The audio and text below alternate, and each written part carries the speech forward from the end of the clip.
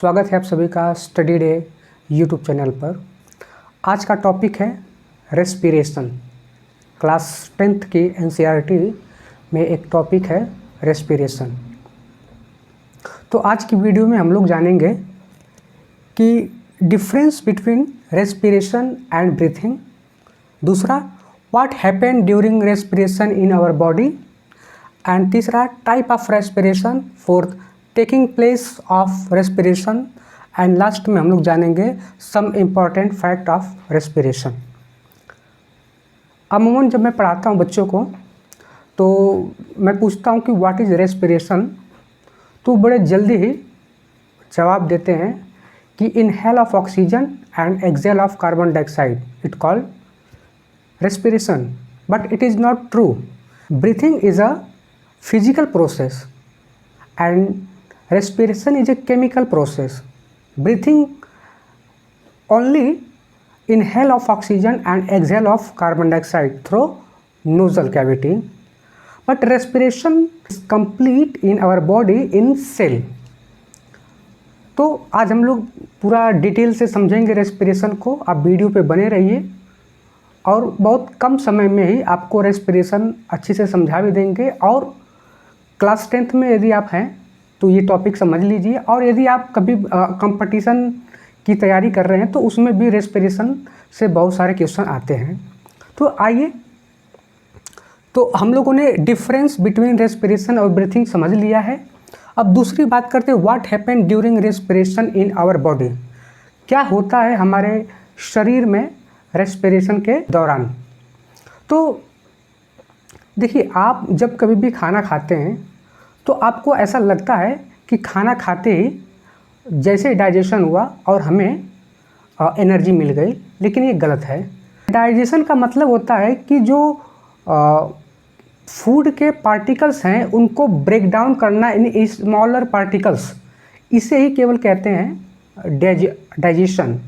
उसके आगे जो प्रोसेस होता है उसमें लास्ट स्टेज में होता है रेस्पिरेशन। जब ऑक्सीजन हमारे माइटोकॉन्ड्रिया में जा करके अटैच होता है या ज्वाइंट होता है या रिएक्शन करता है या कंबाइन होता है, आप जो भी कह लीजिए, तब जा कर के हमें एनर्जी मिलती है। और ये प्रोसेस बहुत तेज़ी से होता है।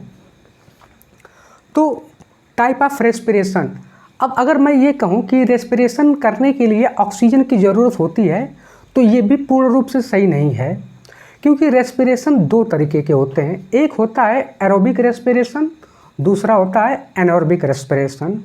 एरोबिक रेस्पिरेशन मीन्स ऑक्सीजन के प्रेजेंस में जो रेस्पिरेशन होता है उसे हम कहते हैं एरोबिक रेस्पिरेशन।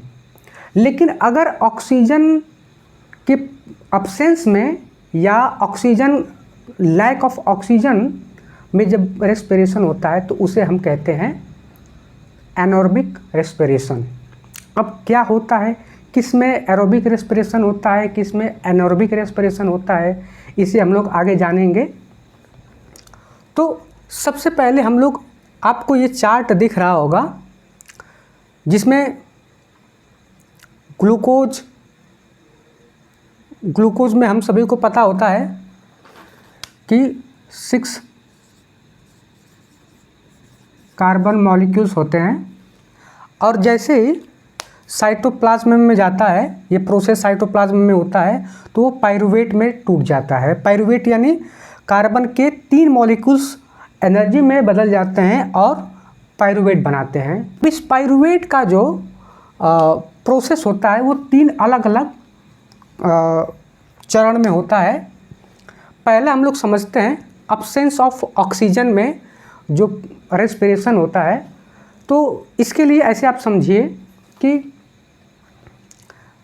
जब आप कोई भी फर्मेंटेशन फूड खाते हैं, जैसे आप इडली खाते हो, डोसा खाते हो, अचार वगैरह खाते हो, स्पंजी की तरह एक फूड होता है जो गुजरात में बहुत फेमस है, ढोकला। तो कोई भी फ्लफी चीज़ बनाना होता है, ब्रेड वगैरह, तो वो स्पंज का जो आकार आता है ना, वो होता है अब इस रेस्पिरेशन के कारण, लेकिन वो अब्सेंस ऑफ ऑक्सीजन होता है। होता क्या है समझिए कि जब हम कभी भी ब्रेड या इडली वगैरह बनाने की कोशिश करते हैं, तो उसके 10 घंटे पहले, 8 घंटे पहले या 12 घंटे पहले, जैसा आप करना चाहें फर्मेंटेशन, तो उसमें हम लोग उसको आटे वगैरह को गूँथ करके रख देते हैं। और उसमें इस प्रोसेस को और जल्दी करने के लिए उसमें आप कुछ कैटलिस्ट मिला भी सकते हैं। तो अब उसमें जब हम उसको पैक कर देते हैं तो उसमें बनने लगता है ईस्ट। ईस्ट नेचुरली भी बनता है या आप मार्केट से ईस्ट खरीद भी सकते हैं। तो जब ये रेस्पिरेशन करता है तो बनाता है एथेनॉल, कार्बन डाइऑक्साइड और एनर्जी। अब एथेनॉल आप सभी लोग को पता है, एथेनॉल को हम लोग अल्कोहल भी कहते हैं। तो आप जब कभी भी फर्मेंटेशन फूड खाते हैं, इसका मतलब कि उसमें स्मॉल क्वांटिटी में एथेनॉल है। और कार्बन डाइऑक्साइड जो फ्लफी नेचर बन जाता है, जब आप आटे को निकालते हैं गूँथ कर, जब उसमें से, तो देखते होंगे कि छोटे छोटे गैप्स आ जा रहे हैं। तो वो गैप्स इसलिए आ पाए हैं क्योंकि कार्बन डाइऑक्साइड जब निकलता है तो वो गैप आ जाता है उसमें, और फिर एनर्जी मिलता है। अब आप ये कह रहे हैं कि जाने अनजाने में आप एथेनॉल अपने बॉडी में इनहेल कर रहे हैं, तो एथेनॉल शरीर के लिए लाभदायक ही है। इसका मतलब ये नहीं मैं कहना चाहता हूँ आप एथेनॉल या अल्कोहल पीना शुरू करिए, ये गलत है।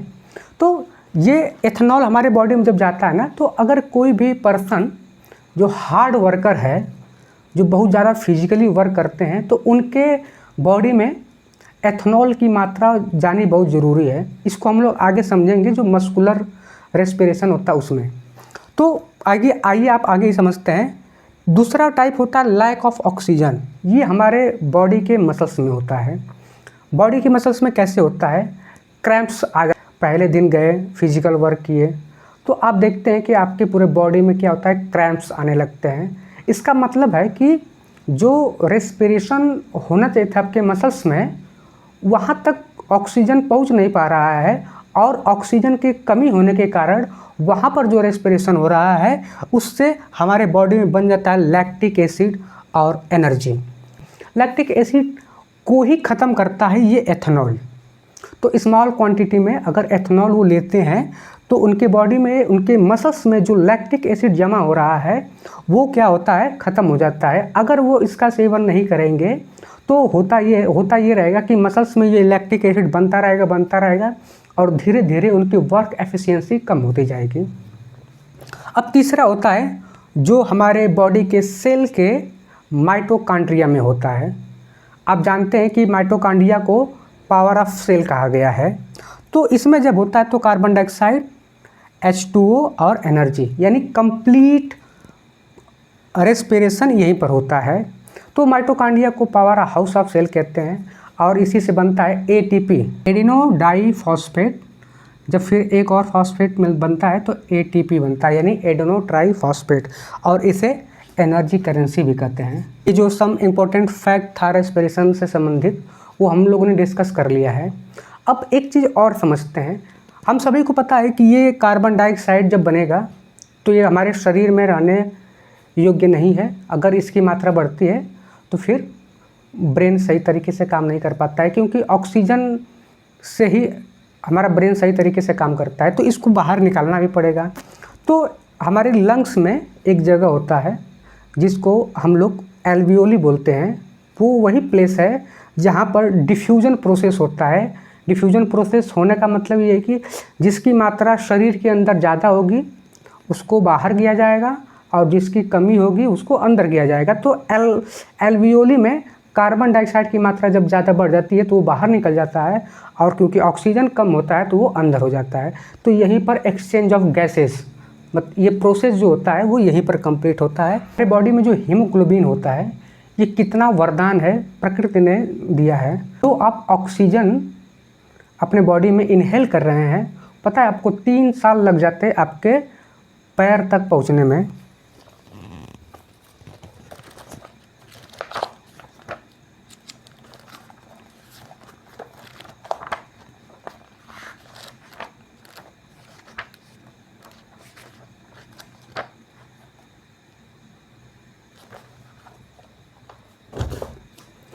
तो ये रहा रिस्पिरेशन। आई होप सो आप समझ पाए होंगे। तो ऐसे ही जानकारी के लिए जुड़े रहिए चैनल से। चैनल को सब्सक्राइब कर लीजिए और वीडियो अच्छा लगा हो तो लाइक और लोगों तक शेयर भी कीजिए। Thank you.